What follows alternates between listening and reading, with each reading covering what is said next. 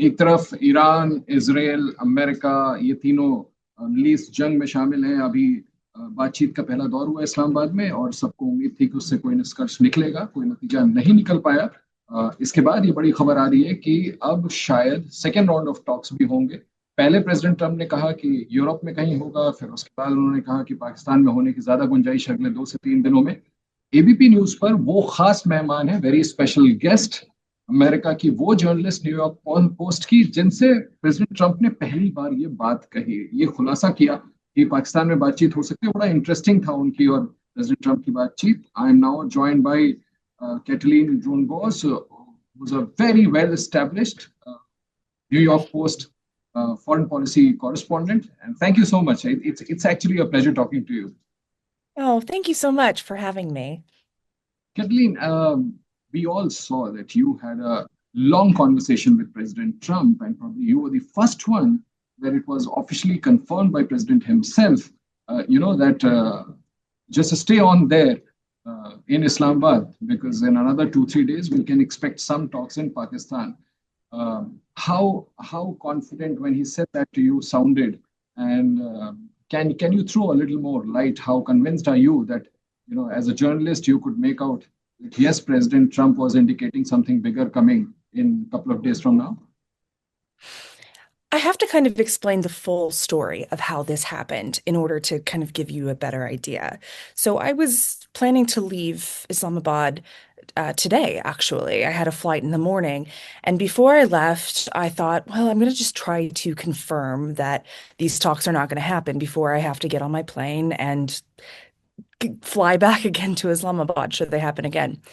And so I decided to call the president to try to uh, get him on record about this, to get him in the news. And then also, I happened to mention the fact that, hey, I'm here. Should I get on my plane home?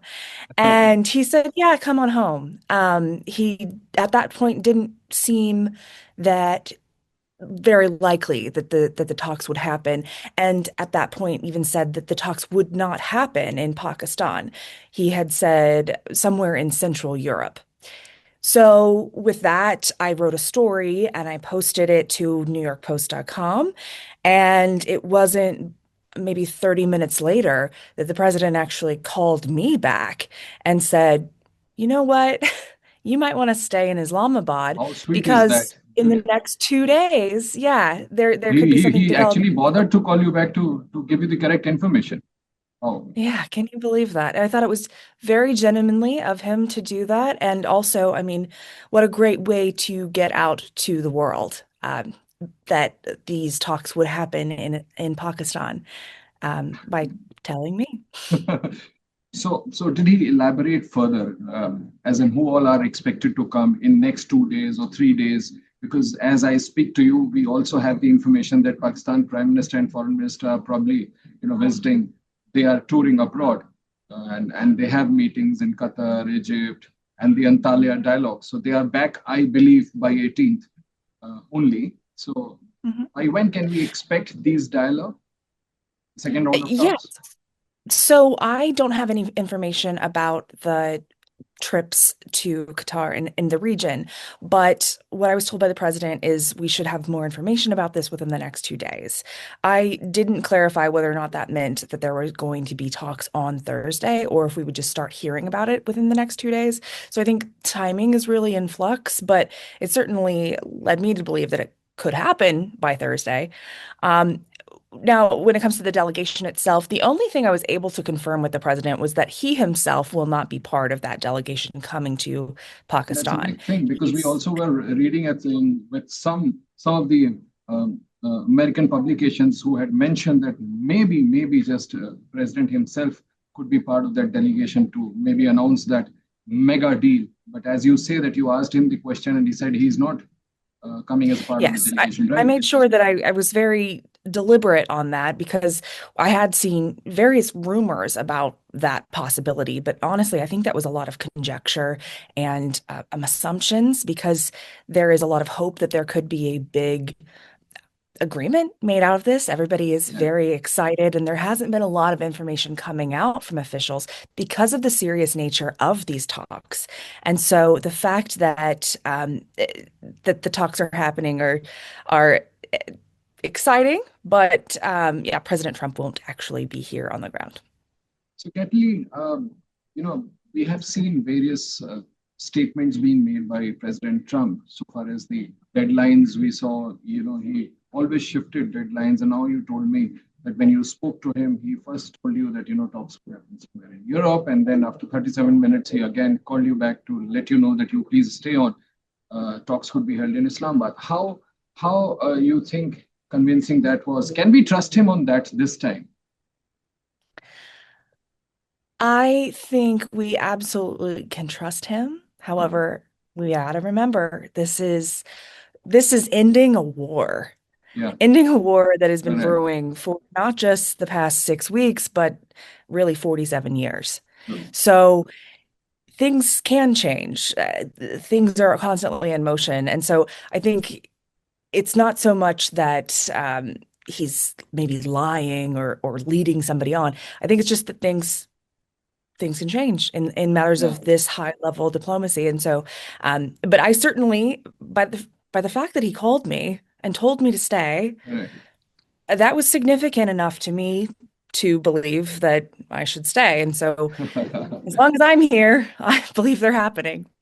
That was his gentleman way, definitely. I also want to ask you, Kathleen, with your experience of this particular coverage that you traveled from America to Islamabad, what is your sense or any background information that we are actually inches away from probably actually a bigger deal, extended ceasefire agreement from here on? Everything has been incredibly tight-lipped on the deal and its actual details. But I can gather from my conversations with the president a few things. I think that he is incredibly serious about getting a deal done.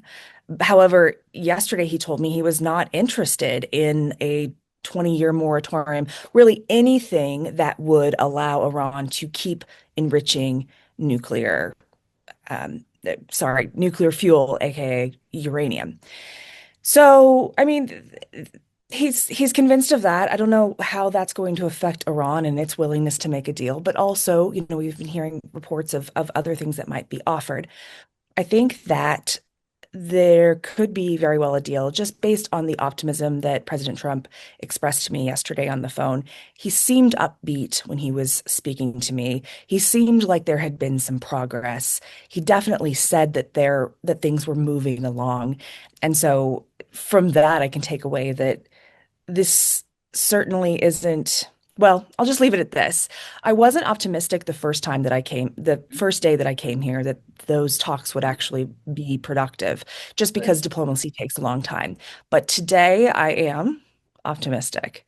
I'm not 100% certain that it'll happen, but I'm optimistic that a You're deal could happen. optimistic. There's just one last question. As a journalist, we both you and me have seen how talks have happened for the first time in so many years, from Yeah. late 90s between Israel and Lebanon in United States. How hopeful are you that can also play a good catalyst in achieving a long-term ceasefire or a peace deal? With reference to Lebanon and Israel. Israel and Lebanon talks in the United States. Well, anytime you've got that type of a diplomatic effort, it's going to take I mean, I think that that type of a situation could probably take even more time than resolving this current war. But I think that it's massive progress, and the fact that the parties are meeting in Washington, D.C. with the support of the State Department, that is significant. And so of course, we hope for the best. Thank you so much, Kathleen, for joining me. And as I had promised you, I won't take more than 5 minutes because I can understand you're there at the center of all the talks. And let's just hope and pray, fingers crossed, that the talks happen sooner and a way out. A good peace deal is achieved because all of us obviously are looking for a solution to this world crisis that we've been dragged into. Thank you very much. Have a nice day. Enjoy Islamabad. Thank you. And I Thank look you. forward to stay in touch with you. Thanks very much. Thank Yes, you. of course. Of course. Thank Thank you. Thanks. Bye-bye. Bye-bye.